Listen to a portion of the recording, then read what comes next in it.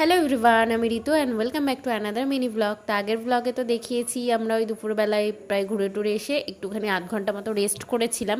তারপরে এখন এই 5টা মতো বাজে, এখন রেডি হচ্ছি বেরোবো, কারণ সানসেটের ফটোগুলো খুব সুন্দর আসে ওর জন্য।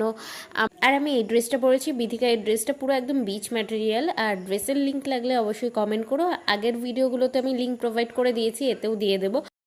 এই তো আমরা রেডি হয়ে চলে এসেছি, এটা আমার পুরো আউটফিট।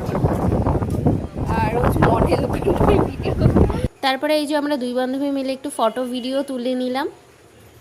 এই ফটোগুলো এত সুন্দর এসছে। তারপর আমরা ওল্ড দীঘার বিচ থেকে নিউ দীঘার বিচের দিকে যাচ্ছিলাম এই রাস্তাটা ধরে। জানোই যে বিচের ধার থেকে রাস্তা করা রয়েছে, আর ওখান থেকে যেতে যেতে আমরা এত সুন্দর একটা স্পট দেখলাম। পুরো স্পটটা দেখে গোয়া গোয়া ফিল হচ্ছিল। আমরা ওই জায়গাটায় যাচ্ছিলাম। অ্যাকচুয়ালি আমরা তো যখন থেকেই সমুদ্রে নেমেছি তখন থেকে তো সমুদ্রে যে পাড়টা যেতে পারিনি, কারণ এত জোয়ার চলছিল। তো এই জায়গায় দেখলাম অনেকটা বালি বালি টাইপের দেখা যাচ্ছে। আর আমরা একটা ভিডিও করেছিলাম আমি আর বিথিকা মিলে, সেই ভিডিওটা আমরা লিটারালি এতগুলো টেক নিয়েছি ভিডিওটা।